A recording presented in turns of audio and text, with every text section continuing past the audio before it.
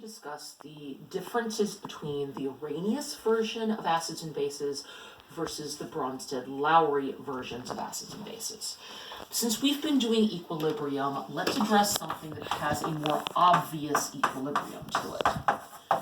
Here we have, and although this is not truthful to what it is, we're going to deal with hydrochloric acid because it's familiar, and talk about the fact that hypothetically it could swap its proton and become hydronium and chloride. So obviously this is an equilibrium situation here.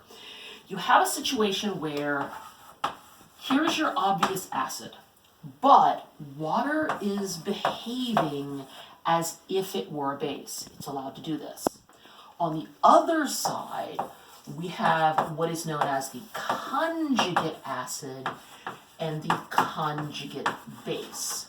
So those things are always paired together. An acid must have a conjugate base. A base must have a conjugate acid. The proton has to go somewhere. If you're talking about things that are conjugate acids from a definitional point of view, if you have a conjugate acid, it is going to be whatever molecule you have left after your H plus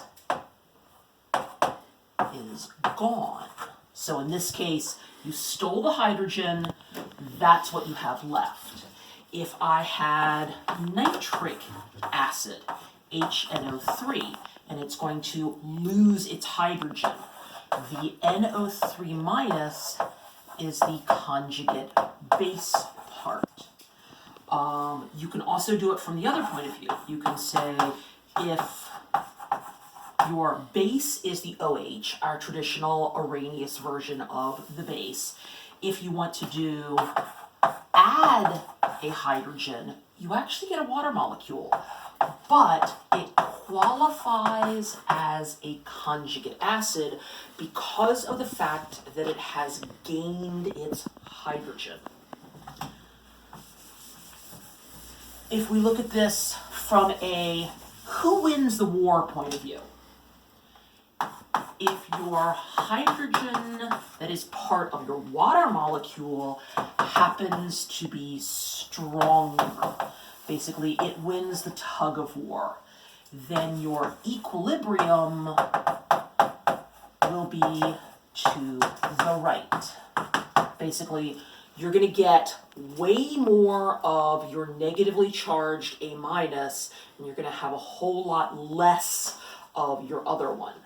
On the other hand, if your A minus happens to be stronger, then you have a different situation. Then your equilibrium is to the left. Remember that this kind of goes back to the idea of who wins, okay?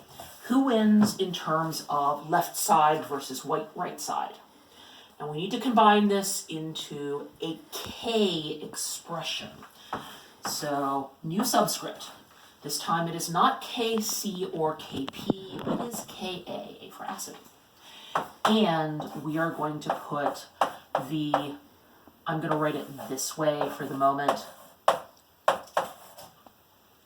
Textbooks often write H3O plus. However, the more you do the chemistry of this type, a lot of times the H3O part is deleted and it's shortened to H plus.